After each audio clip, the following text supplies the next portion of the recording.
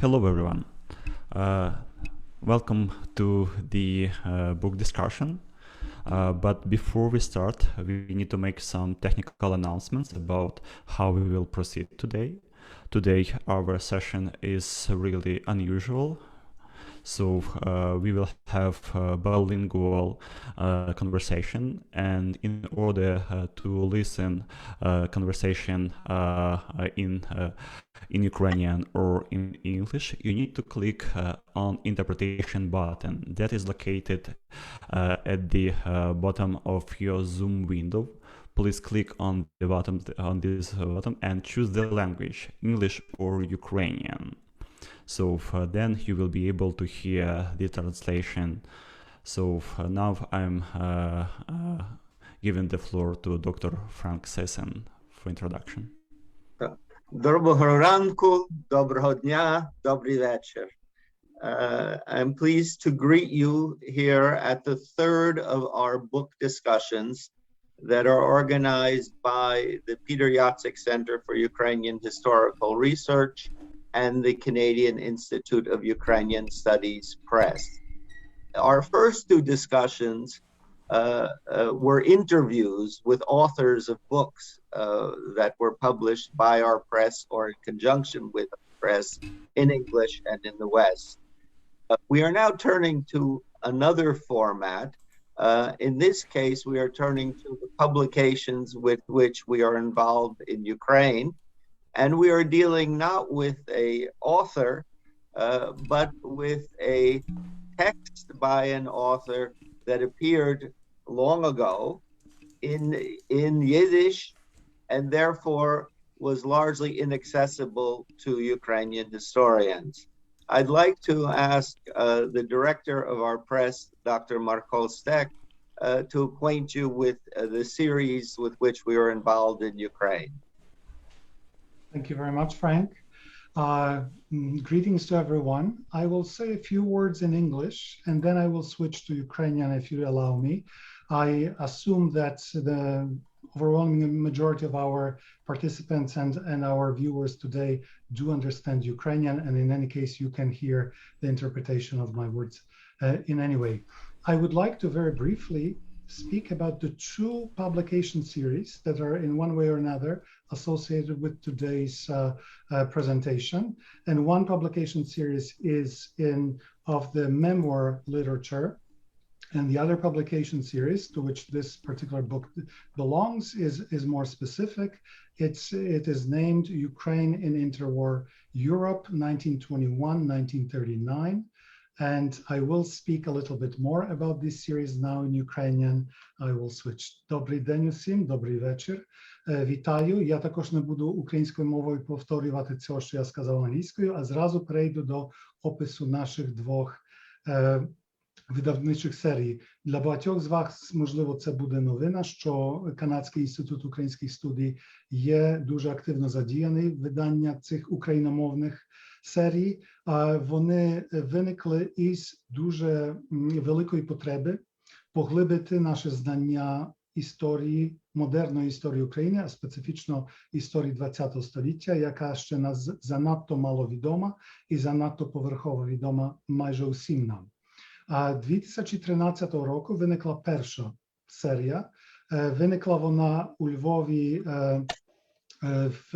в контексті кюсівської нашої програми дослідження модерної української історії суспільства імені Петра Яцика, яку представляє тут професор Ярослав Грицак, і також журналу «Україна модерна», яку видає ця програма, і це один з найкращих, безперечно, зараз наукових журналів в Україні.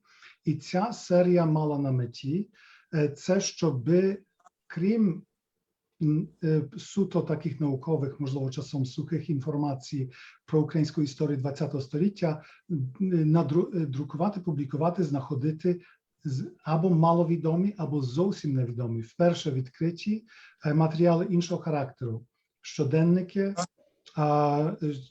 чи мемуари, чи спогади, які представляють історичні події з дещо іншого перспективи, які надають їм життя, які саме оцей такий, можливо, часом сухий і політизований дискурс історії насичують живою кров'ю реальних людських історій.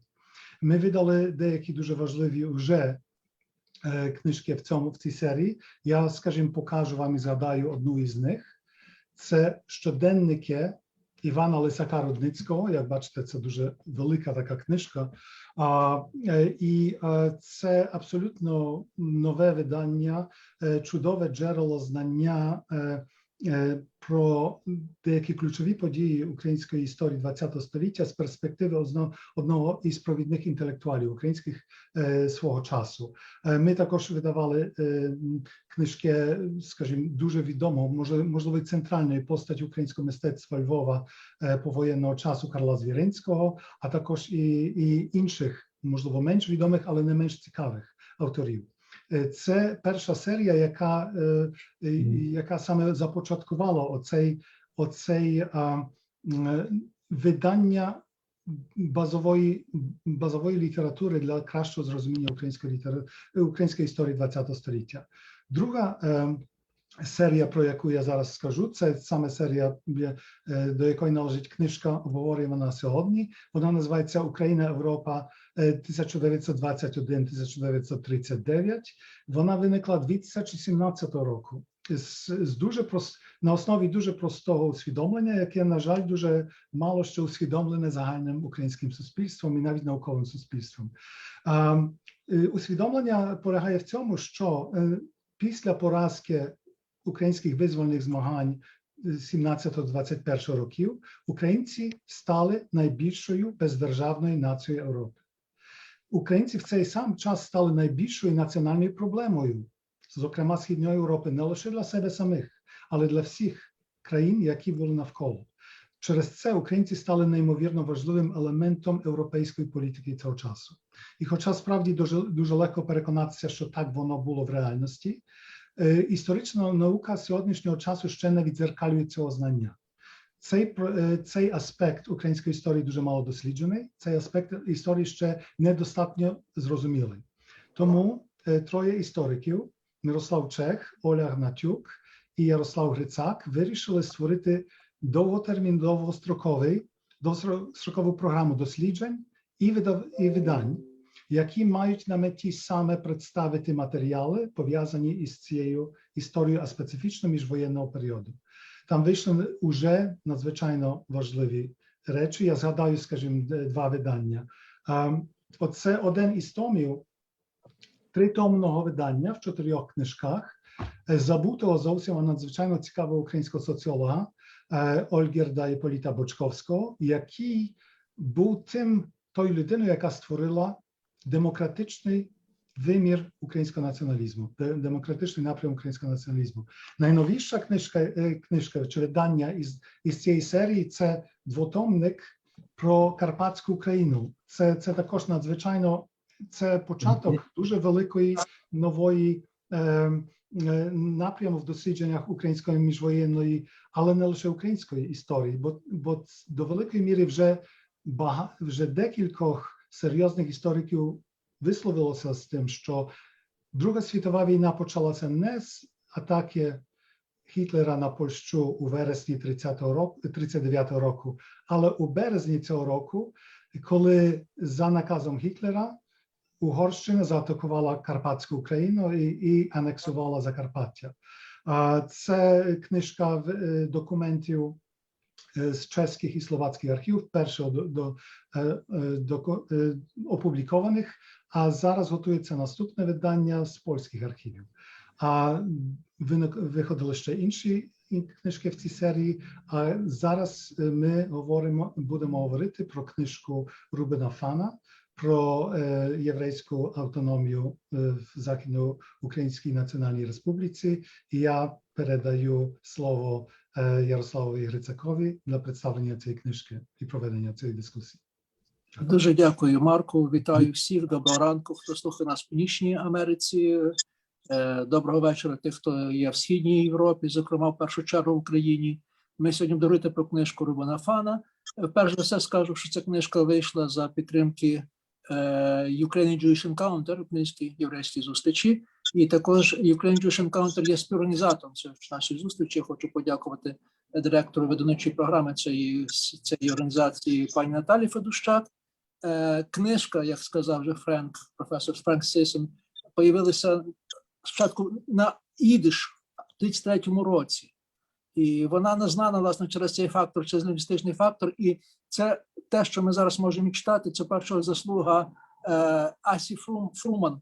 Це дуже добра, прекрасна перекладачка, яка переклала цю книжку українською мовою. Якщо ви знаєте, що якщо ви читали цю книжку, будете читати, ви відчуєте, що враження таке, що книжка взагалі написана українською мовою.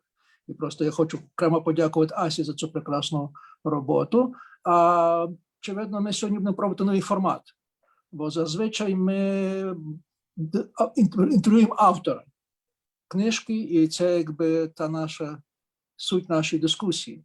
Очевидно, автор сьогодні не може бути між нами, і тому ми запросили до дискусії 3 провідних фахівців, які займаються, власне, історією українсько-єврейських взаємин, зокрема в часи ЗУНРу. Отже, дозвольте, що я коротко їх представлю. Перш за все, я хочу представити доктора Олега Павлишина.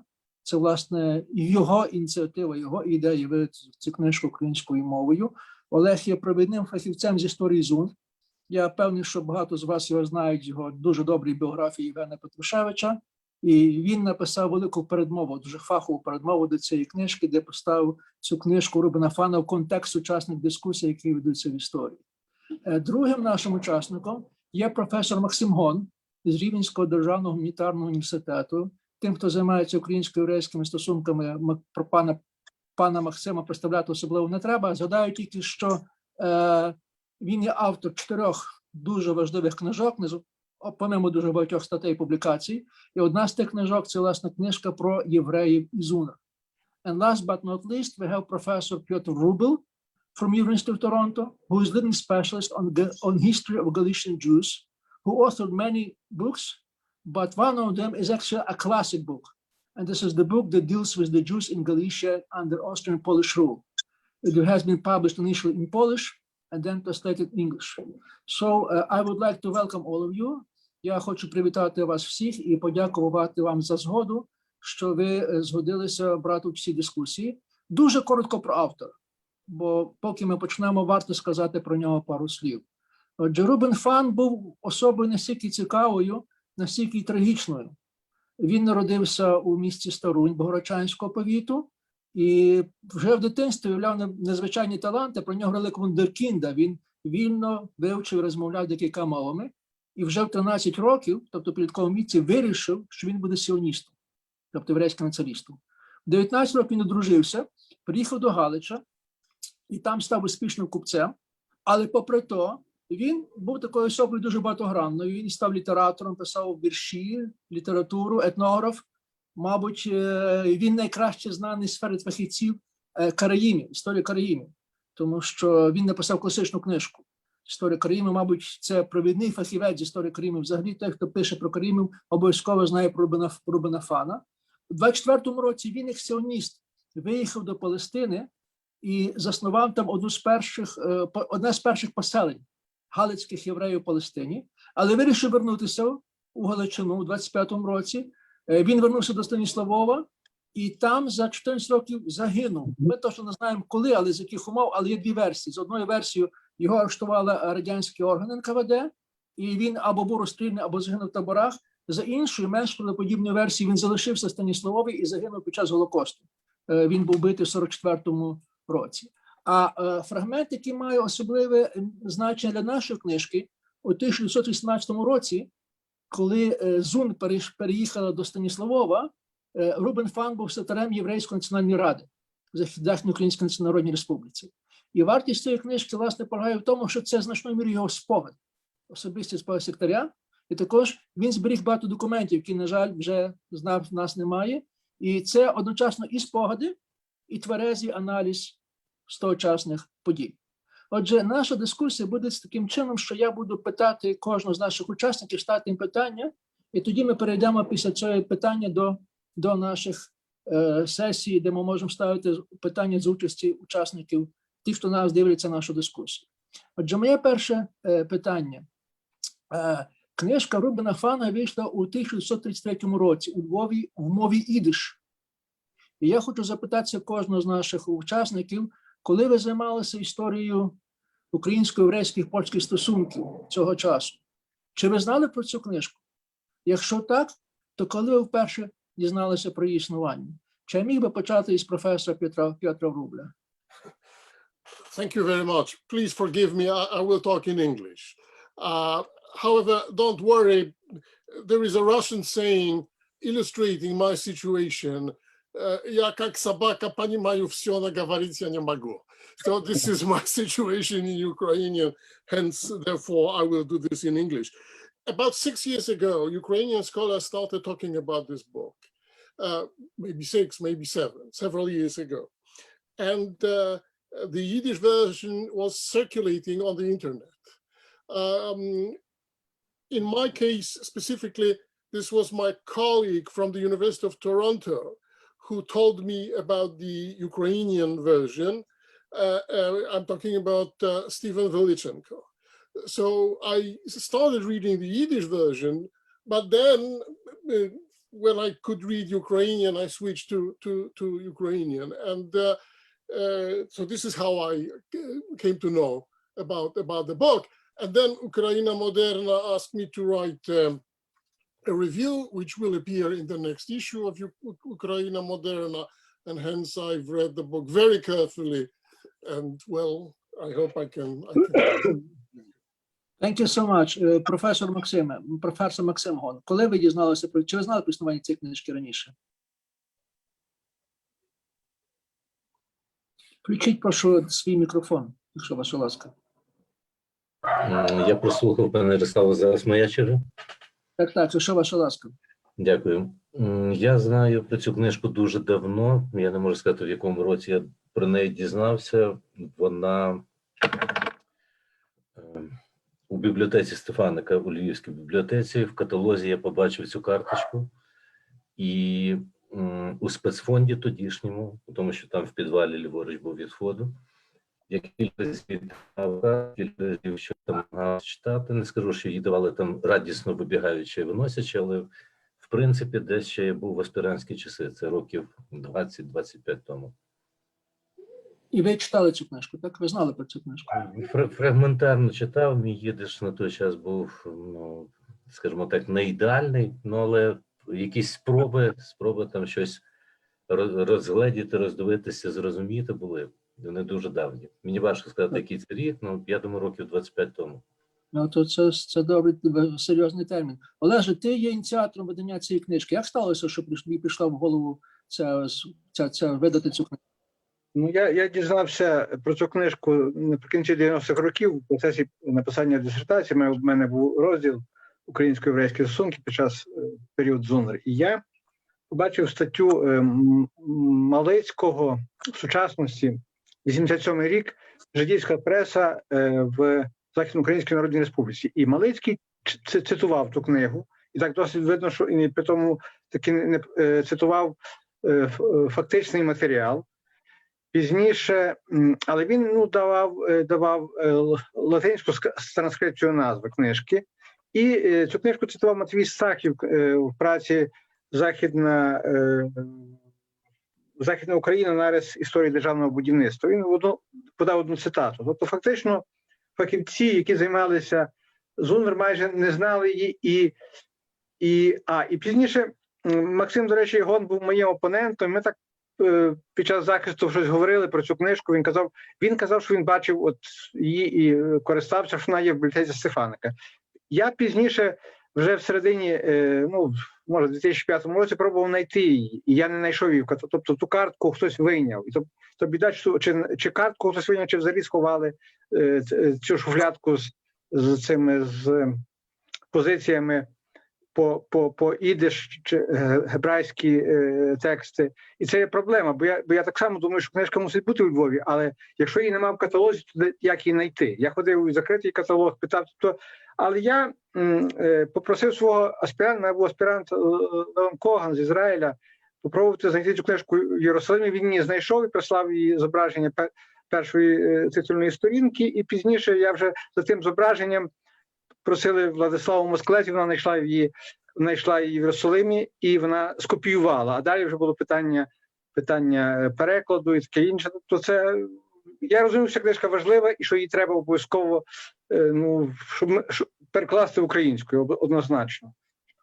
Якщо можу зразу продовжити слід того, що ти сказав, Олеже, як на твою думку, чим важлива ця книжка? Чи варто було вкладати стільки зусиль і часу, щоб це викладати? Що книжка нам принципово нове говорить того, що ми не знали?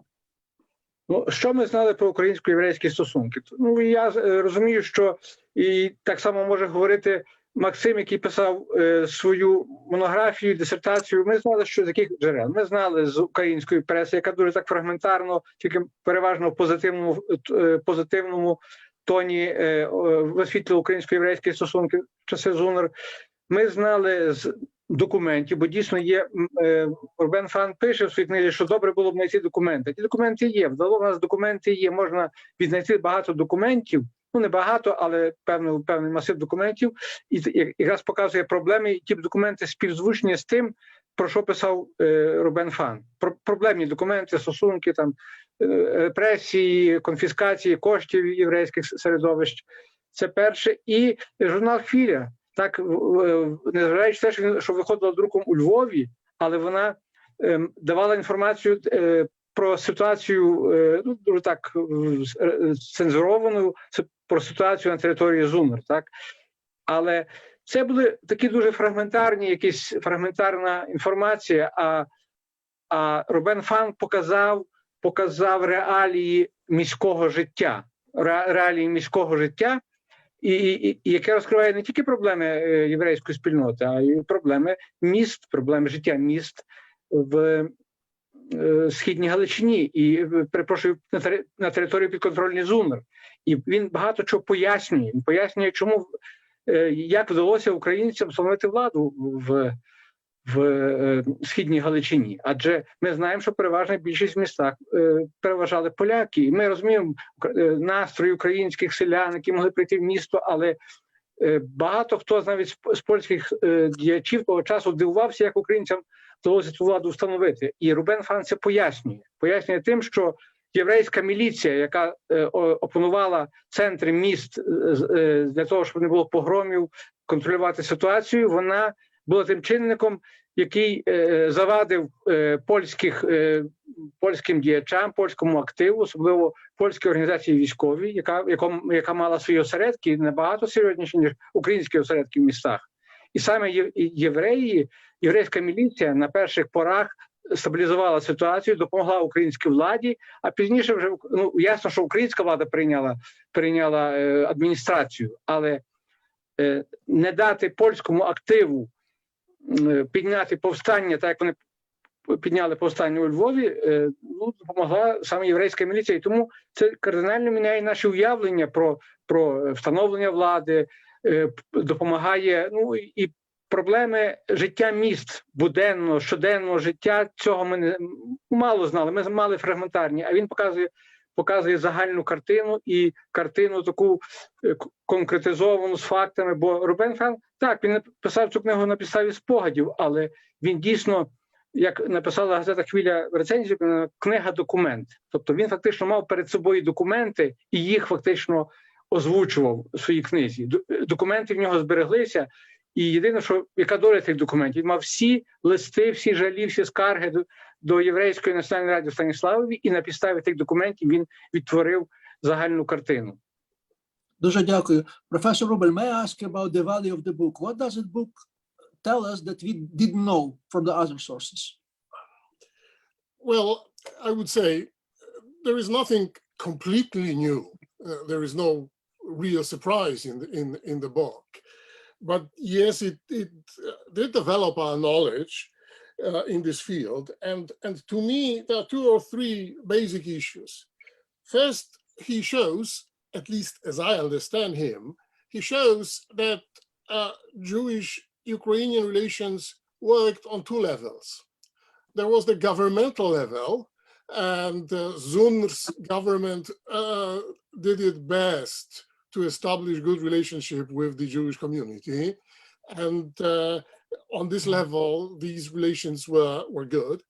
And then there was, so to speak, popular level between ordinary people. And there, the relationship between Jews and all the other people of Western Ukraine or Eastern Galicia, if you prefer, was not good. And in this respect, I believe that the situation resembled the situation in Lithuania. Because in Lithuania, the government, in statu nascendi, the growing Lithuanian government, tried to win the Jewish public opinion and the Jewish community as well for the Lithuanian case against the Poles, and granted them cultural autonomy. But then, several years later, this was over, and during World War II, well, in terms of the Jewish situation, Lithuania was the heart of darkness. So two levels, governmental level and a popular level.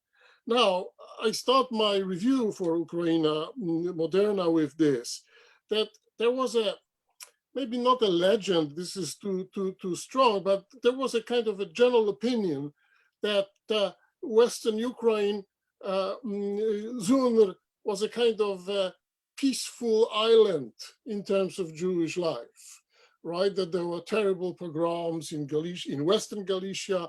Then the Poles initiated a pogrom in Lviv, but in Zunr, in the territories controlled by the Zunr government, it was quiet and nice. And the fun shows that no, it wasn't like this. There was a pogrom in Ternopil, that there were some other events like this, and there wasn't something like anything like the pogrom in Lviv, but there was no peace either, and we cannot talk about peaceful island. And this is important to me because this connects to World War II and the relationship between Jews, Poles, and Ukrainians. Personally, I don't see, both during World War I and during World War II, a major difference between Polish and Ukrainian attitude towards the Jews. There was the same thing, at least very similar. And I think that fun shows it very well. You asked me if I believe that it was worth publishing this book. Very much so. This is a very important material, and I believe that there are many important books, texts waiting for publication. And before I forget, I was going to ask you, have you published Koppel Holtzmann's Land Without God? This is one of these hidden treasures, like Ruben Fun, right? Koppel Holtzmann, the Polish title is Ziemia bez Boga, and this is about Borisław and Drohobycz during World War II.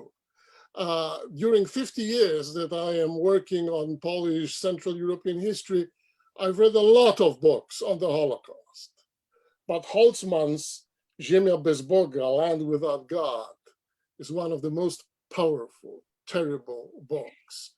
And this is an example of a hidden treasure waiting for publication, but returning to Fun, yes, very much so. These two levels of relationship between the people and the Jews and governments and the Jews. And I consider Fun very reliable. Obviously, nobody is fully objective, but Fun was an experienced historian, and I respect him, or his memory rather, and I consider this a very good book. Thank you so much. Те саме питання до професора Максима Гона. Пане Максиме, що є в цій книжці такого, що ми раніше не знали? Чи є щось таке? Чим ця книжка є вартісна для нас? Ну, для мене вона вартісна передусім тому, що ми маємо єврейське бачення української історії, якщо так можна формулювати. Навряд чи ми назвемо на ходу там 3-4 прізвища сучасників подій, які представили своє розуміння чи свою оцінку політичних процесів, економічних, соціально-економічних процесів у ЗУНР. І в цьому розумінні робота Фана, як на мене, є просто унікальною. По-друге, він представник політичних еліт, а історія ЗУНР, як для мене, вона сучасна історіографія, маю на увазі, вона заідеалізована, вона представляє ЗУНР як оазу. І те, що ми довідуємося з праці Фана, ну, в деяких випадках, скажу відверто, мене просто шокувало. Скажімо, на сторінці 105, я зараз зацитую, він пише: «Євреї відчули муки пологів, але народження свободи тепер радше нагадувало викидень».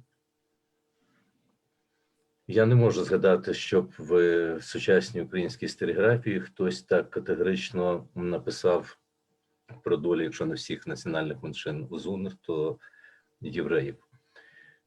По-третє, мені здається, ця книжка допомагає краще зрозуміти імовірну платформу українсько-єврейського порозуміння. Я, зізнаюся, ніколи не думав над тим, що прочитав у Фана, коли він пише, що євреї могли забезпечити вихід українцям на міжнародну арену і дати контакти і в Америці, і в Європі. Скільки я надіюся, відверто зізнаюся, навіть такої гіпотези в мене не було, на превеликий жаль, і це для мене було дуже цікаво. Ну і зрештою ті відвертості про єврейську автономію, ми її вважали доконаним фактом, і я також, хоча якісь внутрішні сумніви в мене були.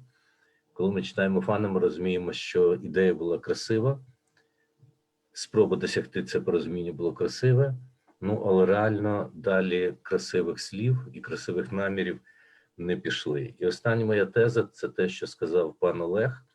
Книжка дає непогане уявлення про елементи повсякдення в містах в умовах революції. І це справді хороший наратив, оскільки та преса, про яку казав пан Олег, да, щось там можна було вичитати, ну, але настільки детальних сюжетів, настільки, не можна знайти українською, красочної, як буде українською? Яскравих, барвистих сюжетів. Мені здається, це один із тих плюсів, які у праці Фана очевидні. Дякую. Дуже дякую. Для мене, українського історика, дуже важливо, що він подає події на локальному рівні, які переважно ми не пишемо, тому що ми пишемо історію ЗУНРу там, де вона була столиця, Львів, Станіславів, Тернопіль, а він подає місцевості, Богородчани, Стрий, Снятини, всі інші речі. Це надзвичайно цікаво читати, тому це джерело не тільки до єврейської історії, а, очевидно, і до української локальної історії. Але тут я маю одну невелику проблему, коли я читаю цю книжку, коли вживаємо термін погрому. Чому ж термін погрому дуже широкий? І про це історики говорять, є книжки, про які можна зараз говорити, посилатися, все інше. Очевидно, що те, що книжка нам говорить нове, що ми не знали, українські історики, тому що ми українські історики, виросли останні роки в цьому визнанні, що ЗУНР була доброзичлива до євреїв і, по суті, не було ці території погроми. Пан пише, що були, і показує ці погроми, і розказує їхню історію. Але є одне дуже суттєве але. Ці погроми тяжко ставити на пару разом з тим, що сталося у Львові в листопаді 18-го року, і тим, що робилося в Україні, і не тільки в Україні, в Російській імперії 19 року, тому що, я помиляюся, тому що тут все-таки громили радше майно, і ми не маємо масових жертв, як таких, фізичних жертв. І це треба також сказати, щоб ми розуміли, про що йдеться нашим слухачам, що це трошки інший тип програми. Можливо, помиляюся, але може найкраще спитаюся Олега Павлишина, бо Олег Павлишин займається, власне, українською революцією не тільки в Західній Україні, але й так званій Великій Україні, як ми цей часом називаємо. Олеже, чи ти бачиш якусь різницю, суттєву чи не суттєву, між тими програмами, які описує Рубен Фан, і те, що робилося поза тою територією? Ну так, ти добре відзначив, що це були, можна назвати навіть не так, як сказав Соломон Гольдеман, який відвідав діяч центрального відвідав Станіславів, він сказав, що це є, ну, порівняно з Надніпрянським, це не є програма. Це фактично були грабунки, масові грабунки. Розумієте? І я думаю, що по тій інформації майже не було жертв. Тобто євреї не були жертв, були їх пограбували. Але ті грабунки мали різний характер. Є такий дуже цікавий документ, як це відбувалося в Рудках. як прийшла надніпрянська частина в Рудки, містечко Рудки, і пограбували, ну як пограбували, зайшли в крамниці на центральній площі і позабирали алкоголь, забирали якісь наїдки.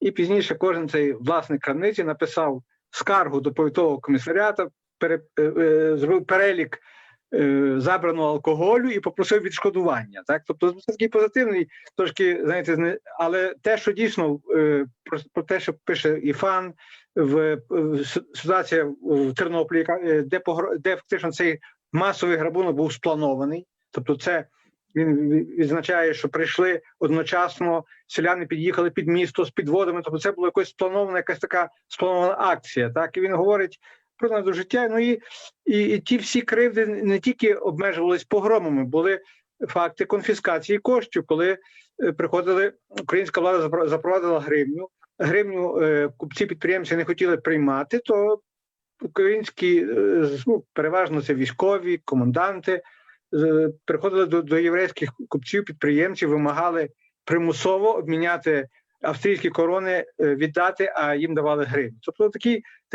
ну, це не є погром, але це є насильство, це є грабунок фактично. І тому сенсі ясно, що були і якісь фізичне насильство, окремі випадки, це про це згадує, є це скарги, і можна знайти якісь документи, але порівняно з львівським погромом, де є конкретні жертви, де я знайшов в архіві документи, де такі як ексгумаційного характеру, де більшість було вбиті вистрілом в потилицю. То такого насильства на території ЗУНР не було, і це дало підставу вважати, ну, писати про те, що ЗУНР вирізнялася дуже лояльним ставленням. Осип Назарук писав, що не було ніяких погромів.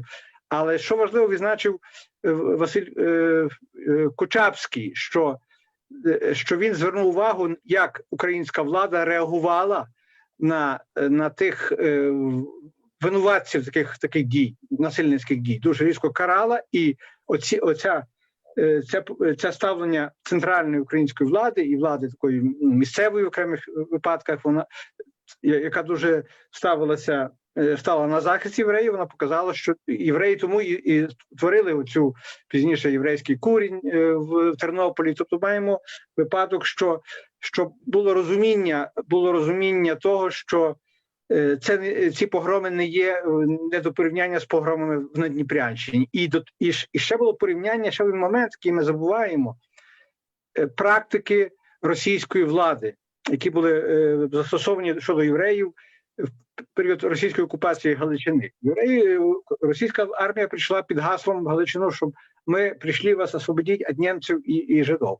І фактично є, ну, про це ми мало читаємо чи мало говоримо, але практика російської армії, особливо дикої дивізії, так званої, була дуже жорстокі, і ті моделі такої, знаєте, зверхнього ставлення в деяких випадках переймали українські військові, можна говорити. Дуже дякую. Я хочу звернути увагу, що є інша книжка, дуже цікава, пропускаю, що багато знає. Це книжка Гжегожа Гаудена, яка вийшла 2 роки тому, якщо помиляюся, і вже вийшла в українському перекладі, власне, про львівський погром, який більш відомий, ми його знаємо, тому що це. Я зараз буду, власне, ставити питання до професора Врубля, але я хочу всім тим, хто зараз нас слухає, ще звернути увагу, що ми зараз просимо ставити ваші питання. Q&A, ви бачите там цей батон, цю кнопочку, де ви можете відкрити, поставити питання наших учасників. Я маю надію, я зараз не бачу всіх учасників, але маю надію, що серед нас є фахівці, які можуть додатися до цієї дискусії. Я вже бачу, що є Лариса Білоус серед нас. Я припускаю, що є Оксана Дудко, бачу, Анатолій Подольський також є, але також дуже важливо серед нас є Вацлав Віжбінець, який написав дуже важливу працю про українсько-єврейські стосунки, зокрема, власне, в однім з тих менших міст. Тому я дуже просив би їх до цієї дискусії. Professor Rubel, you have something to say, I believe. Yes, definitely. So I do agree that the pogrom in Lviv belongs to a separate league, that in terms of its caliber, it was something really, really terrible. Yes, it's a separate league.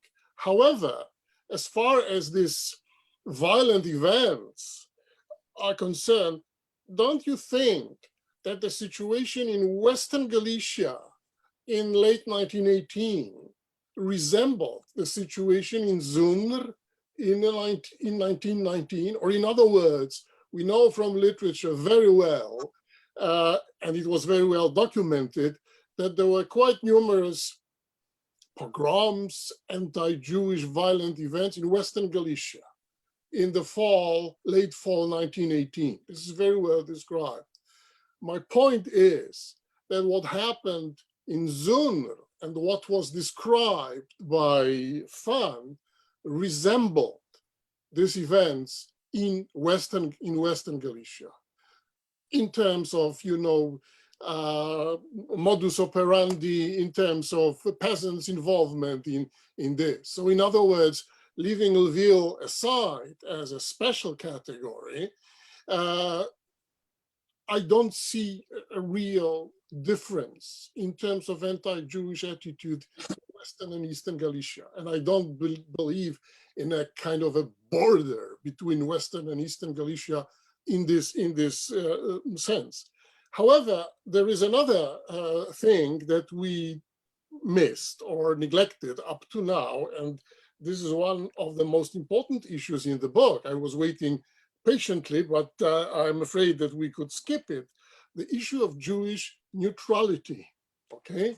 Because in many works on this period, on Zundr, on the end of World War I in this part of Europe, authors write about Jewish neutrality in Western Ukraine. Look how unfair it was, how terrible it was. The Jews wanted to be neutral, and they were treated like this. Well, Fan's point is slightly different. I mean, on this local level, Jews supported the Ukrainian state, joined the Ukrainian administration, replaced Polish staff fired by Zundr, faster or slower, depending on local situation. So in the eyes of local Poles, they were not neutral at all. They participated in the building of this state and replaced Polish employees. It's a difficult issue, but I want just to signalize that Fan writes interesting things about Jewish neutral attitude towards Zundr, or alleged attitude. And I believe this is one of the most important contributions of the book too. If I may, a follow-up question. So what you're saying, you believe you're raising a very important point. So I believe that I may just happy to make a kind of hypothesis that we're dealing with specific Austrian phenomenon or post-Austrian phenomenon. If I might bring so Austrian pogroms, which are very different from what going on in the other part of the country. Just let me for a minute, because we're missing other elements, I believe. What is also missing in Austrian part of Galicia, in Western Galicia, rather than in Russian Ukraine. We don't have any pogroms of landlords, or there are few of them, because the Jews are not the only victims of the violence of this sense. And you're talking about the Great Ukraine, there is pogroms against the Mennonites by Makhno, pogroms by the very bloody pogroms of the landlords. Landlords ceased to exist by the end of 1919, as a matter of fact. Probably the most suppressive group of the landlords. And we don't have that much of this violence, kind of violence in Austria. So probably we're dealing with that, but not that much specific national phenomenon, but rather with regional phenomenon, which was the Austria. Well, it is an interesting approach, but I'm allergic to this division. Ukrainians did that, Poles did this, for various reasons. I mean, I participate in this and I follow Polish-Ukrainian relations for many reasons. And one of them is that as a chair of Polish history, I consider Western Ukraine, or if you prefer Eastern Galicia, a part of my turf, right? It belongs to my field as well. In addition, I have a sentimental connection to Western Ukraine because my family is from there. And within the milieu of my father, they discussed events in Western Ukraine many, many times. And when they talked about pogroms during World War II, they, most of them Polish nationalists, emphasized that, okay, Ukrainians participated in this, we Poles did not, which is nonsense, which is nonsense. So I believe that it was like this during World War I as well, that local population, peasant population, had a very similar attitude towards the Jews, regardless of the church they attended, because there were some socio-economic conditions, tradition, etc., etc. So I think that in this respect, Ruben Fan is important, saying, okay, there was a pogrom in Ternopil. Okay, local peasants robbed the Jews as well. And I would stubbornly defend this comparison between anti-Jewish violence in Western and Eastern Galicia. I don't see... Я приймаю цю точку зору, може приймати, хоча мені проблематично порівняти насильство в Першій світовій війні і Другій світовій війні. Тому що Голокост все-таки воно не порівнюється тут саме, але навіть не про це йдеться. Є книжка Крістофа Міка, яку ви, напевно, знаєте. Крістофа Міка про польсько-українсько-єврейські стосунки у Львові між 14-45 роком. І теза Міка полягає в тому, що ставлення цих трьох груп в першу чергу визначалися пам'яттю про львівський погром 18-го року. Чим львівський погром відомий? Тому що він винятковий в цьому районі. Це нічого не порівняється нічим те, що Гауден пише значної міри. І що пише дуже важливо, Мік робить цей, що євреї, очевидно, стосунки були нелегкі ані з українцями, ані з поляками, але до 39-го року головний страх, який мали євреї, це був польський антисемітизм, а не український антисемітизм, через пам'ять, зокрема пам'ять по погрому 18-го року. Бо страх повторення того, що сталося не в Тернополі, а у Львові, тому що все-таки як на одному рівні дуже тяжко ці погроми ставити. Так, як ви кажете, вони на різному рівні. Але я хочу тут звернутися до професора Максима Гона. Настільки пам'ять про ці погроми збереглося серед євреїв, зокрема ці погроми, умовно кажучи, українські, ЗУНР, погроми, чи вони дійсно збереглися в пам'яті євреїв? Вони пам'ятали про це? Бо ви вивчали стосунки міжвоєнні. Чи мали вони якийсь вплив на ці стосунки українсько-єврейські? Мені здається, що... Існує пам'ять про ці насильства. Мені здається, що в єврейській громадській думці, я так скажу, політичній думці, цей погром не був домінуючим. Домінуючим було те, що сталося в 26-му році, коли реакція українців на загибель Петлюри була вкрай агресивною, і вона простежувалася навіть в ділі, в такому ліберальному органі, демократичному, і нерозуміння українцями польсько-єврейської угоди. Наскільки я знаю... Польсько-єврейською чи польсько-українською? Про яку угоду йдеться? Польсько-єврейською 25-го року. Коли євреї визнали кордони Польщі. І тим самим визначилися в своїй позиції щодо польської влади в Східній Галичині. Оцих два ключових таких моменти. Наскільки я пам'ятаю, то події 18-го року глибоко ніколи не експлуатувалися, а от те, що українці не зрозуміли єврейського нейтралітету, про це вони згадували постійно. Постійно від Райха до інших найвідоміших єврейських сіоністів, там і не сіоністів, докір на адресу українців нас не зрозуміли, нам досі докоряють. Це фактично до Другої світової. Я маю питання, дякую. Я маю питання до всіх трьох. Не знаю, хто захоче відповідати, чи всі, чи може тільки хтось один з вас спробує відповісти. Бо те, що також читається в спогадах книжці Рубена Фана, я думаю, це те, що також, напевно, пригадається і в Львівському погромі 18-го року. Він натякає декілька разів, що в погромі брали люди, які були не галичани. Це переважно в армії УНР Петлюрівці. Зокрема, він згадує так званий російський спосіб покарання нагайками. Пише російські покарання нагайками.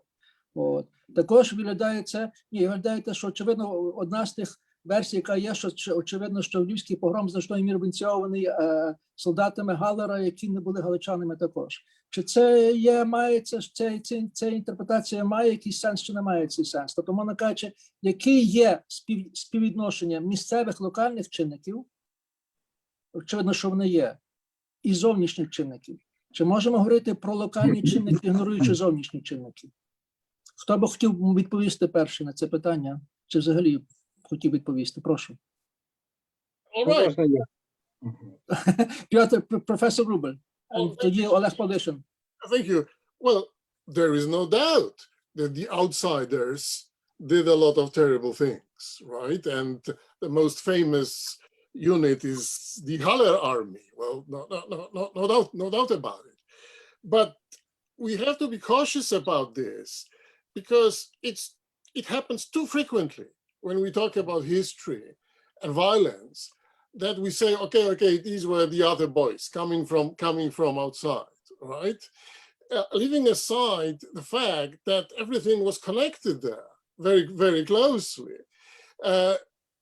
I am always suspicious. I'm always not comfortable at all when I hear this interpretation. These were the people who came from outside, right? And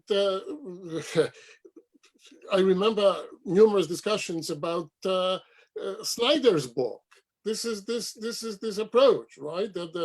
That boys were Germans or Soviets, and in the middle, not really so. So yes, the outsiders did contribute, but we should not exaggerate with this. We have to be very careful, and we have to remember about locals who contributed mostly. This is my point. Дуже дякую вам. Олег, прошу, Олеже.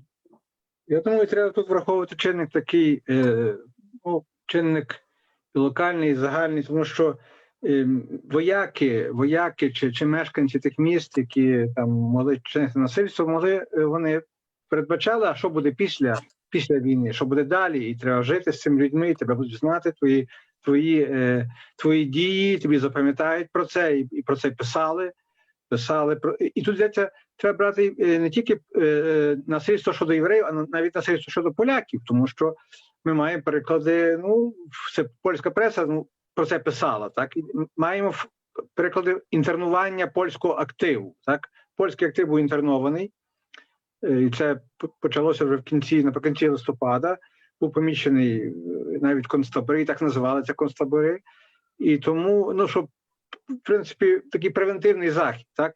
Але спогади про це говорять, що так, дуже так ставилися дуже обережно, тому що розуміли, що може ситуація помінятися, і тренували, і дозволили польським комітетам пані годувати, приходити, допомагати. Тут зіграв роль Міжнародний Червоний Хрест. І тут так само це розуміння, що місцеві вояки десь побоювалися, що це таке насильство, бо невідомо, чим закінчиться ця війна. Так, це важливо розуміти. А тут маємо наддніпрянці, які прийшли. Наддніпрянці прийшли з таким, це навіть колишні вояки російської армії, вони мали досвід, досвід такого зневажливого ставлення до євреїв з боку російської армії. Так? І маємо приклад такий, як загін отамана Долода підійшов до містечка Щерець, прямуючи до Львова, то місцева громада євреїв винесла викуп, щоб вони не заходили до міста. Тобто такий випадок. Тобто маємо приклад те, що про це писав і Кучапський, і писали інші автори, що саме, особливо погром Тернополі, був інспірований переважно наддніпрянцями.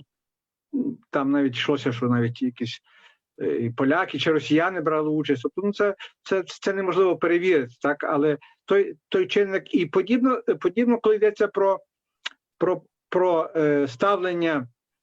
ставлення польського війська і до львівських євреїв чи до українців, і коли ми говоримо про репресії, то там говорилося чинник, що там брали участь таких так само не місцеві поляки, але ті спознані, мобілізовані. Тобто тут можемо говорити, що цей чинник, знаєте, не тутейшого зіграв роль. в насильстві. Так? Був таким моментом, який десь розкривав межі того насильства, розширював. Дуже дякую, професоре Максим Гонч. Чи ви маєте щось сказати щодо цієї теми? Я лише кілька тез. По-перше, справді надніпрянців галицькі євреї страшенно боялися, і про це можна прочитати у пресі того часу. По-друге, я хотів би звернути увагу на те, що і в час існування ЗУНР, власне, в час існування ЗУНР, ми маємо випадки спланованих атак. Я цілком погоджуюся з тим, що пограбування не можна класифікувати погромом, але, мабуть, слово погром – це універсальний термін для єврейської, коли автором є єврей. Це не змінює загального висновку, що погромницької хвилі не було. Для мене принципово є інший ракурс. Як реагувала влада, і Фан показує, що в багатьох випадках влада якраз закривала очі. І, можливо, те, що от згаданий сюжет про обмін валют, він є наскрізний для багатьох міст, він пояснюється тим, Якщо можна, скажіть, щоб наші слухачі зрозуміли, про що йдеться обмін валют. Фан описує ситуацію, коли була запроваджена українська валюта, грошова одиниця ЗУНР, а австрійські крони катувалися добре на міжнародних ринках, і ніхто особливо не збирався їх міняти. Відповідно, ще одна була проблема, українські номінали були дуже великими, не було дрібних купюр, 1, 2, 5 не було, не мали можливості давати здачу. І на цьому ґрунті виникали численні непорозуміння між купцями і тими, хто продавав. Часто густо закінчувалося тим, що могли просто чи товар забрати, чи ловили людей на вулицях і примусово відбирали крони, а взамін давали українські гроші. І це дуже цікаво, до речі. Не просто забирали гроші, а взамін таки щось давали. Для мене це дуже цікавий такий нюанс. Але разом з тим мені цікавим є те, що влада на місцях далеко не завжди адекватно реагувала. Фан описує, коли є реакція адекватна, але він говорить і про те, що коли порушуються права людини, хай і в такому варіанті влада залишалася мовчазною, не реагувала. Але тут дуже важливий момент, те, що ви піднімаєте, бо те, що складається знову враження, в мене враження, я не є фахівцем, тому хочу вас спитати. Те, що показує Рубен Фан, здається мені, і те, що говорив Олег Павлишин, реагувала центральна влада, чи старалася реагувати центральна влада. Не реагувала місцева влада. Так. Тобто були два дуже різні рівні реакції. Вона кажучи, тільки пробувати вити державну владу, державні органи були чутливі до єврейського питання, з яких причин ми можемо догадуватися, можемо міскувати. Бо є можливості також про визнання українських прав, очевидно, в тому випадку, що казав Фан, дуже важливо було мати єврейську допомогу. Але цього не було на місцях. На місцях місцева влада вела себе дуже своєвільно і, м'яко кажучи, недоброзичливо дуже часто до євреїв. І Фан про ці речі розповідає. Так що пропускаю, що може треба оновити ще один інший елемент, не тільки місцеві тутейші, але різні функціонування влади. Верховна влада і нижня влада. І тут моє питання знову до професора Врубля, тому що мені здається, що одна з найбільш цікавих елементів тут порівняння з литовськими територіями. Чи в випадку литовської влади маємо подібну паралель чи ні, коли пробує організуватися в цей самий час, в 18-19 році? Тому що ви, напевно, єдиний з нас, які знаєте це, можете порівняти. Well, yes, to some extent we can compare it. That on the upper level, there was this understanding that proper relationship with the Jews is important to us, and on the middle level and the lower level, things worked completely differently. So yes, but I believe, skipped another matter mentioned by Fan, important as well, divisions within the Jewish community. That this was not a homogeneous group dealing with the outsiders in the same way. And Zunr introduced change of Jewish elites, because these were socialists and Zionists who worked with Zumr. And then when Zumr was destroyed by the Poles, the previous Jewish elite returned to its previous position. And Fan writes about it, and this is very, very important. And again, there is a comparison with World War II, because very frequently, particularly Polish nationalistic writers and historians devote a lot of space to description of Jewish enthusiasm, welcoming the Red Army, etc., etc. But the majority of Jewish society did not welcome the Red Army in 1939, but was not visible. So the same story was there, and the division of Jewish community. And then another issue which is very important to me, even though my fellow historians, colleagues don't really like it. The issue of continuity and discontinuity is very important to me, talking about World War I and World War II. And I do believe that what happened in Zumr or during the Zumr period did affect Polish-Jewish, Polish-Ukrainian, Ukrainian-Jewish relations during World War II, directly, very, very clearly. Working on the history of Borislav, the native town of my father, I studied Home Army's preparation in 1943-44. And then I studied Home Army's preparations in Eastern Galicia, Western Ukraine by the end of the war. Their orders, their plans, their strategic and tactic plans were twin brothers and sisters, or carbon copies of those things which happened in 1918 in Lviv, for instance. So that this was almost like from 1918. First, you take the Sienkiewicz school because it's so important. They wrote in 1943. Then there is the railway station, etc., etc. So in my understanding, continuity and discontinuity, this is an important issue mentioned by Fan too, and this is why the book is important. One of many reasons.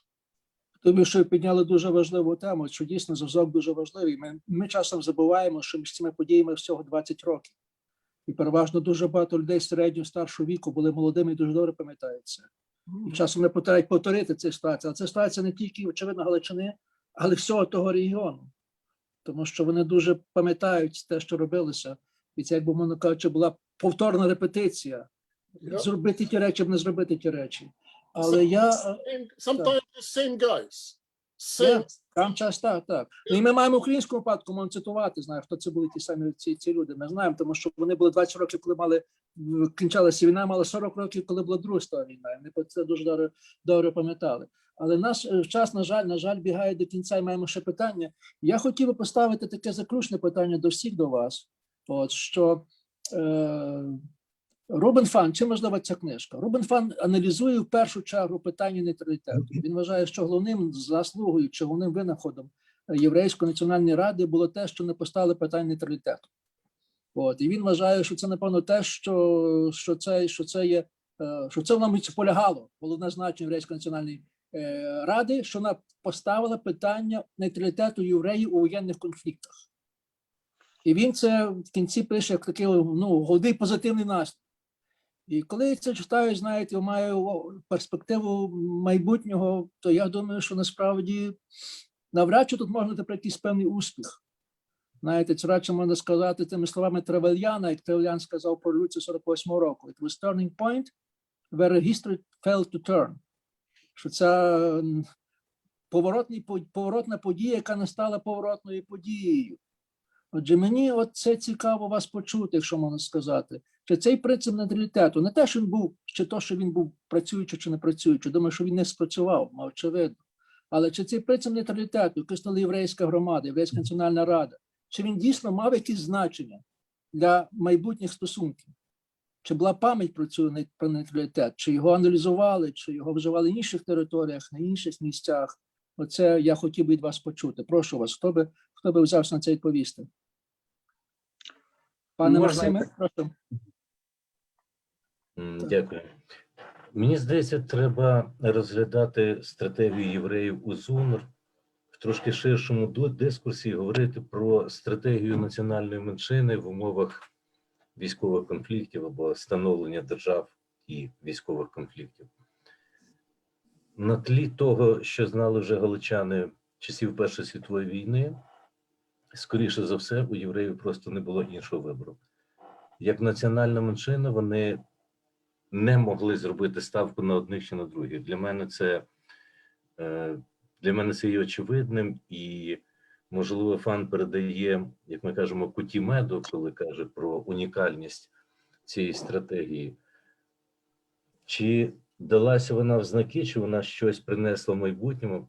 Безперечно. Мабуть, не було тієї української партії в міжвоєнний період, яка потім час від часу не нагадувала євреям, що вони, скажу так, забули підтримати українців. Але я повторюся, для мене це не унікальний якийсь випадок. Я розглядаю це трошки ширше. Національні меншини в умовах військових конфліктів, скоріше за все, приречені самоізольовуватися. Спасибі. Але ця самоізоляція ніколи не діє. Власне, в цьому ж є конфлікт, вона не діє. Це в цьому трагедія, як би пише. Первинно ж вони намагалися запобігти одному, не стати козлами відпущення, цапами від Буайлами. Цапами від Буайлами. Це по-перше. По-друге, євреї, ясна річ, вони боялися погромів. По-третє, мені здається, що цей єврейський міський, скажу так, елемент для того, щоб підтримати українців, мав би бути виразником вже такої високої політичної культури. Я маю на увазі, що все ж таки українці на той час не мали таких численних культурних еліт, і у Рубена Фана є блискуча думка, там, де він пише, що українська література почалася лише кілька десятиліть тому, максимум від Шевченка. Для мене це показник того, як єврейський інтелектуал оцінює своїх сусідів. Можливо, це не зовсім коректно сформульовано в нього, але я можу зараз знайти і процитувати, як він це достеменно говорить. Тому шансів на те, щоб здобути підтримку в українців, шансів на те, що євреї підтримують українців в той час, мені здається, мінімум. Були ті, хто наважувався на це, про це згадувалося, але це менше. Але я думаю, те, що важливо, що сказав професор Рубель, що Фан був сіоністом. І для сіоністів це була розв'язка, але не для інших. Для сіоністів це була розв'язка, але те саме ситуацію, яку ми бачимо в Східній Україні, про що пише Абрамсон. Що, очевидно, соціалістичні партії єврейські, сіоністи входять в Центральну Раду і мають дуже добрі умови, але це не приймається більш єврейської спільноти, бо сіоністи і соціалісти не є лідерами цієї спільноти, мовно кажучи. А чи може Олега попросити прокоментувати це питання? Олега, прошу тебе. Я хочу уточнити, що євреї проголосили нейтралітет ще до початку українсько-польського конфлікту, збройного конфлікту. Бо ми маємо говорити, що існувало дві єврейські національні ради. Одна була утворена у Львові, і діячі, там були провідні діячі краю єврейські, Райх, і вони були інтерновані разом з українцями в концтаборі, не в концтаборі, а в таборі в містечку Баранів. А фактично, чим цікава ця книжка, що ми показуємо, що ми знаємо єврейський рух, переважно Львів, інтелектуали, ідеологи, а книжка розкриває, що поза Львовом, в містечках, повітових містечках були єврейські структури, можливо, не політичні, а середовища, і вони відіграли важливу роль. І вони продовжили ту політику нейтралітету. Але ж маємо сказати, що цей нейтралітет був, хоча українці його не сприймали, критикували, але цей нейтралітет був на користь українців, тому що євреї і у Львові, оголосивши нейтралітет, співпрацювали з українською владою, контролюючи ситуацію в єврейських кварталах міста, при розподілі продовольства, співпрацювали, і за це їх поляки, за цю співпрацю покарали в військовому погромі, це перше. А по-друге, це Рубен Фан пише, і прошу професор Рубель, що фактично євреї співпрацювали в українських установах. Вони в умовах браку українських фахівців в сфері фінансів, там, в пошті, залізниці, вони зайняли ці місця.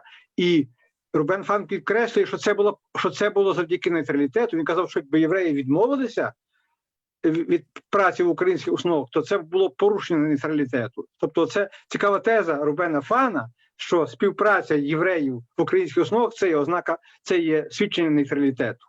Бо інакше виглядало, що якщо б вони відмовлялися від співпраці, значить вони йдуть на користь, вони допомагають руйнувати українську державу, вони, як і поляки, відмовляються від праці в українських установах. І тому цей нейтралітет, він мав місце, але українці в першу чергу що закидали євреям? Те, що вони хотіли рівних прав, виборчих прав, отримувати продовольство, але вони не йшли до війська, не йшли захищати українську державу. Оце було перший закид, головний закид, який стосувався нейтралітету. І врешті так само були здається, по Алей-Ціон, то може Максим краще скаже, вони казали, що ця політика нейтралітету не є дуже доброю. Тобто були дискусії в єврейських середовищах, в єврейських елітах з приводу правильності такої тактики. Дуже дякую. Дозвольте з вашого дозволу, що перейду до питань, бо вже час збігає. І я перше почну з питання Анатолія Подольського, який є з нами. І Анатолій каже, що він частково не погоджується із професором Рубелем про однакові ставлення до євреїв з боку поляків і українців в роки Першої і Другої світової війни. І була певна різниця, про яку він дуже хоче коротко сказати. Чи я можу, пане Анатолію, вас просити? Я не знаю, як це зробити технічно. Чи ви можете приєднатися до дискусії? Пан Анатолій Подольський. Пан Олександр, можете включити пана Анатолія?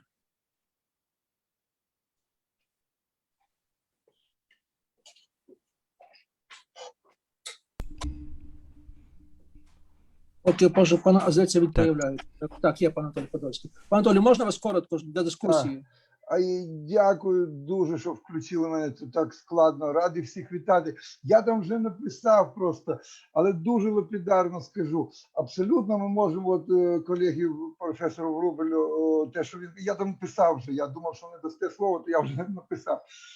Я абсолютно можемо казати, що ці події 18-го року вплинули і міжвоєнний період ставлення поляків, українців на Східній Галичині не під час Гітлера, але, на мій погляд, дуже суб'єктивний, була серйозна різниця, тому що націонал-соціалістична окупація і виокремлення євреїв з кола життя людського, і ці нові умови, коли нова влада абсолютно провокувала і підтримувала насилля, екстремальне насилля, масове насилля, да?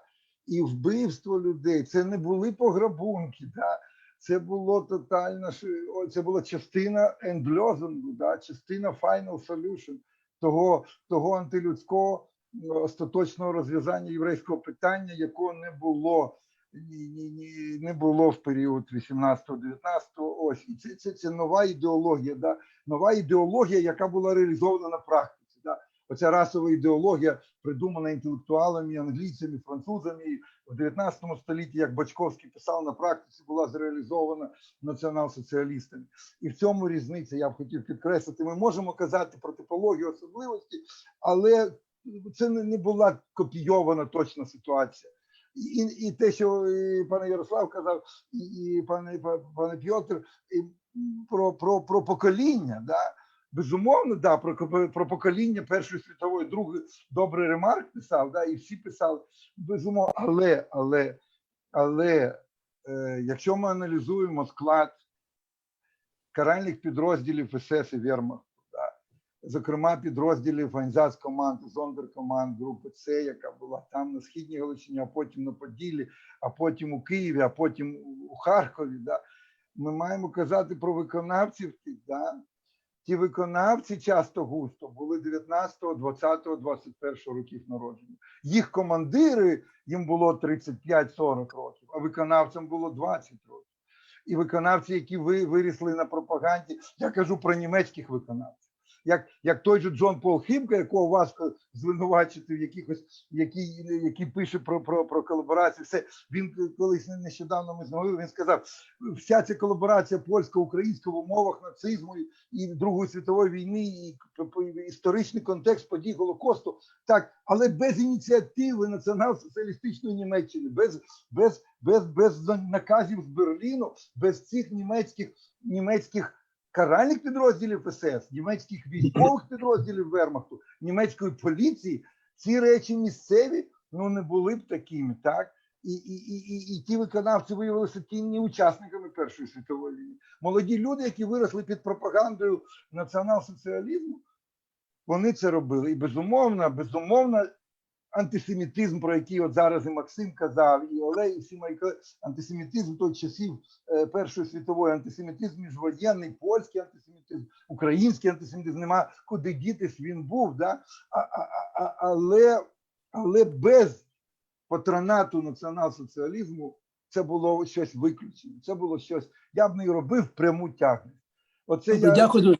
така Дякую теза. дуже. Да, дуже круто. Дякую. Ми вас почули. Professor Rubel, would you like to react? Yes, very much so.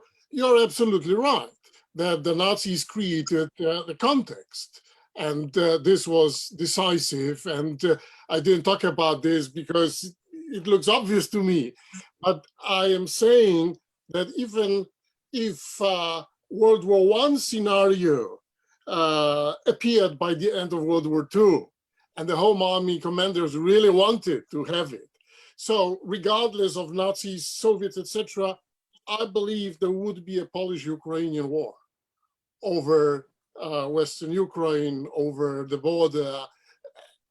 And yes, the context, absolutely important, crucial, but the conflict was there and the thinking was coming from previous years.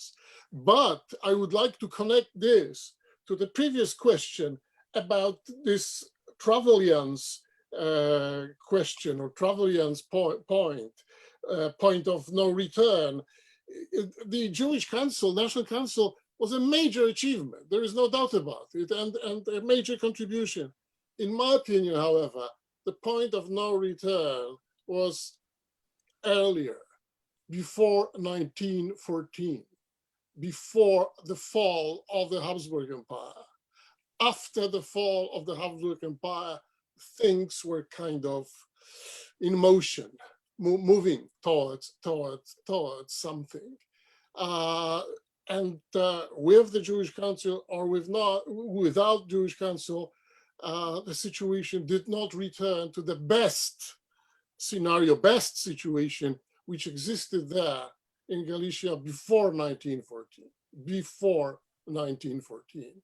And when we studied the history of Galicia before 1914, for instance, the history of education, universities, intellectual life, sometimes it's very difficult to establish what was the ethnic background of these very important people, right? There is the so-called father of Polish historical bibliography, Finkel. We don't know what is his background really, even though some Polish guys did a lot to establish whether he was Jewish or not. So this is the point of no return, in my opinion, or the best optimal situation from the point of view of ordinary people, everyday life, the Habsburg Empire. And after the fall of Habsburg Empire, everything was going towards something ugly. When I was young, I read Celia Stopnitzky-Heller's book On the Edge of Destruction about Jews in Poland during the interwar period. And as a young scholar, I said to myself, edge of destruction, interwar Poland, what is this woman talking about? This is too far. This is much too strong. Now, after 40 years, I do agree. They were on the edge of destruction.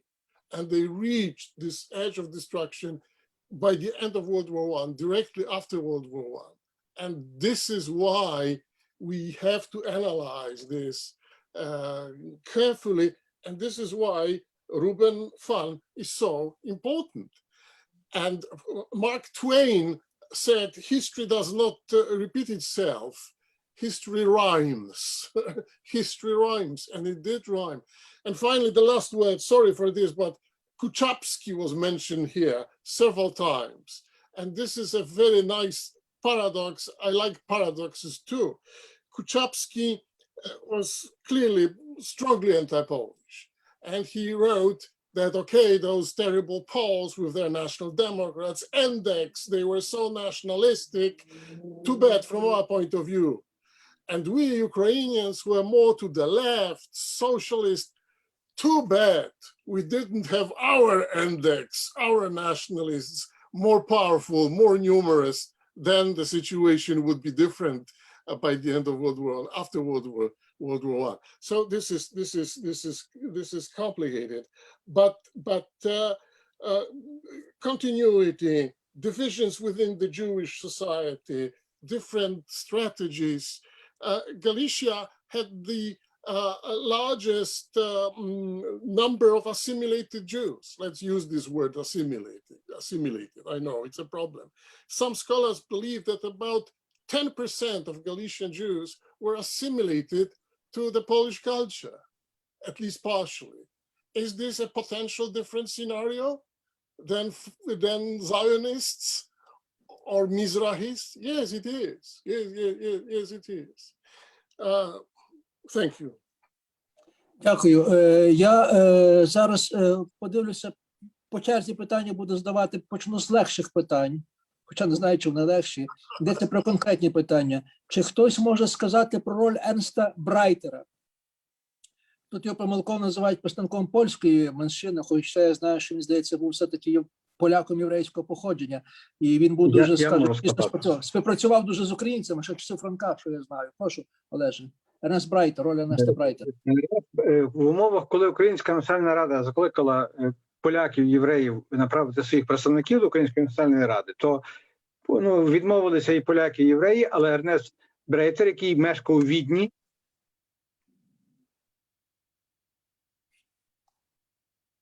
Зв'язок пропав, на жаль.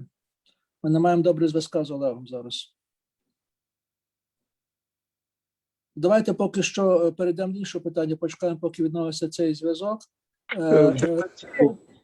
Олеже, ти якийсь час пропав, можеш повторити спочатку? Ми не чули, що ти сказав. Ага. Ернест Брайтер заявив про свою участь як представник польської меншини в Українській Національній Раді. Заявив, будучи у Відні. Він не приїхав з Відня ні до Львова, ні до Станиславова, але він брав участь в діяльності, міжнародній діяльності екзильного уряду Петрушевича. І був членом делегації ЗУНР, делегації таких як спостерігачів на перемовинах у Ризі.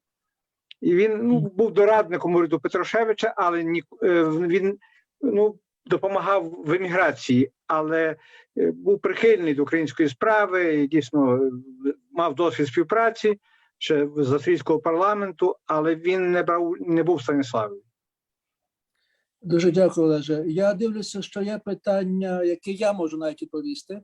Питається Ольга Петрова, чи Рубен Фан зосереджується тільки на подіях Західноукраїнської Республіки, чи також пише про ОНР? Майже дуже мало, майже нічого про ОНР він не пише. Він пише локальну історію, дуже детальну історію, причому дуже важливо, навіть не історію ЗУНР, а історію ЗУНР Станіславові. І в цій околиці, яка була в той час під контролем українців. Ну, таке, знаєте, дуже локальне, власне, тим цікаве.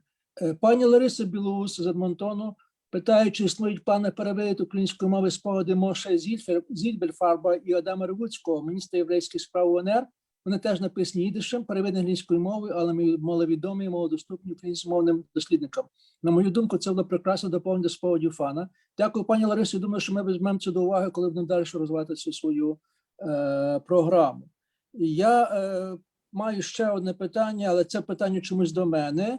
Чому українська мова не вживає чи не відстоює свого питомого слова «жиди», як це роблять поляки чи чехи? Моя відповідь дуже проста. Ми вживаємо тої мови, яка є конвенційна. Навряд чи той особа, яка ставить це питання, Ляна Леакірі, не знаю, чи це ще реальне, чи це нік, але навряд чи ви б годилися, щоб вас зараз називали русинами.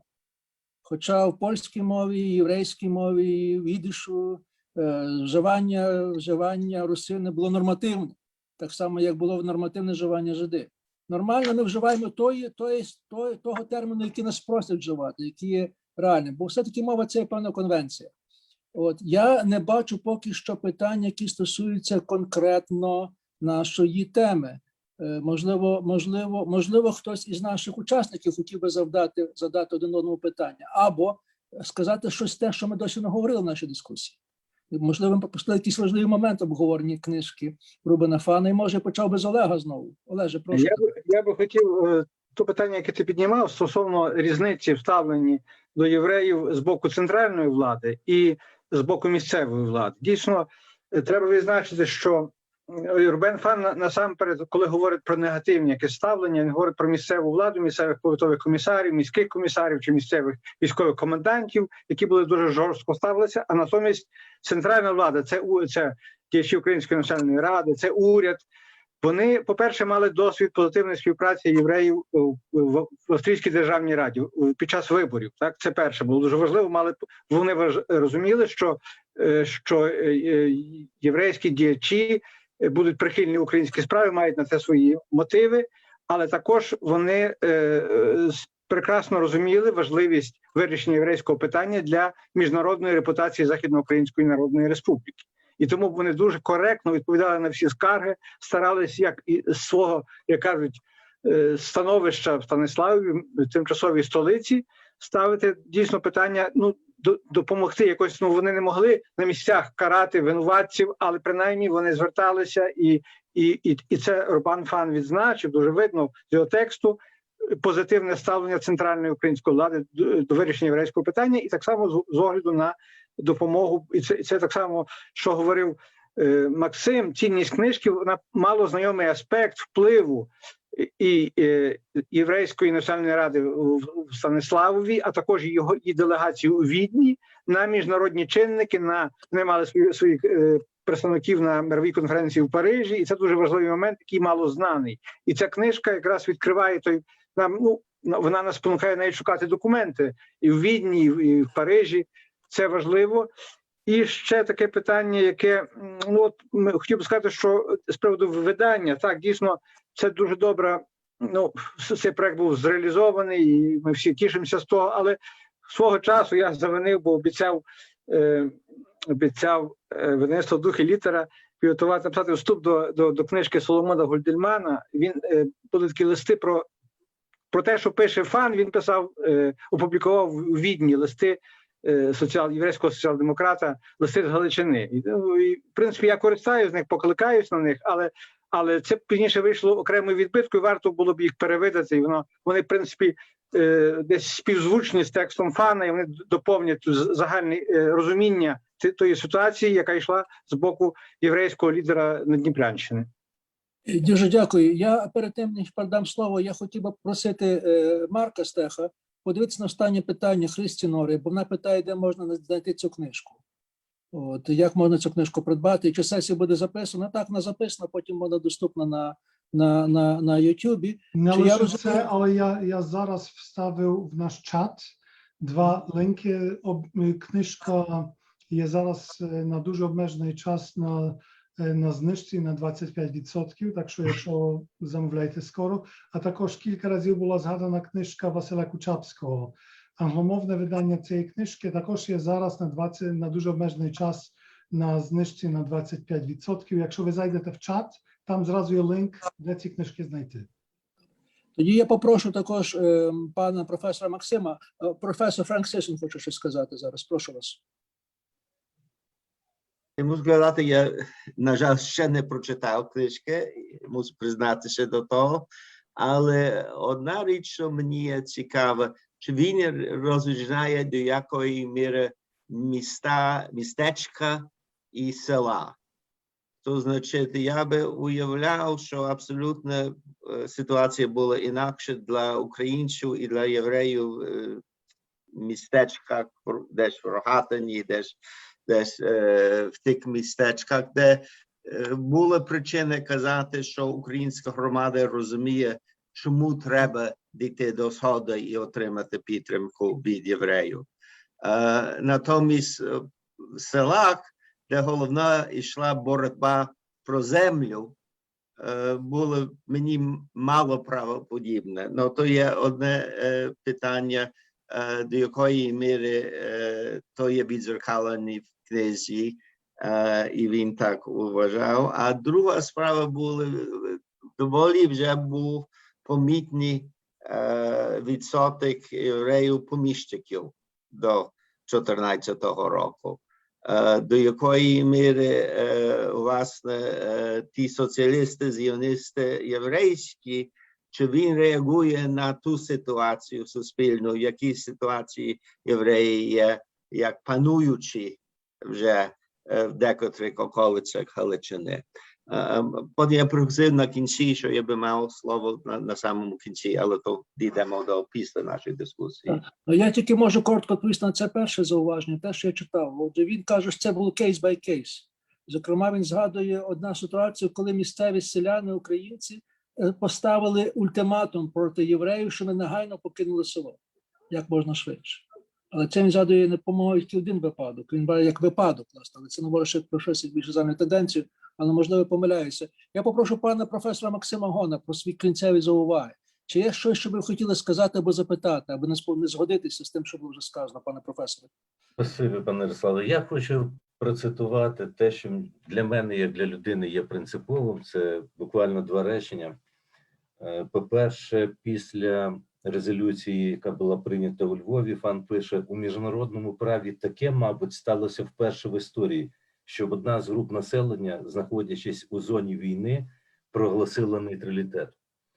Я не спеціаліст з міжнародного права, але як гіпотеза, що це, так би мовити, авторсько-львівсько-єврейський проєкт, це, мабуть, цікаво. І друга теза, на якій би я хотів наголосити, я не думаю, що Фан мусив так написати. Скоріше за все, це його позиція як уже людини. Якби приєднання краю до України відбувалося згідно з нормами міжнародного права, якби кордони були затверджено міжнародним договором, наша позиція як громадян української держави була б чіткою. Для мене оці його слова, як представника тих єврейських середовищ, які були лояльні до українців і лояльні до держави, є принциповим. Хоча, повторюся, українське політичне середовище в міжвоєнний період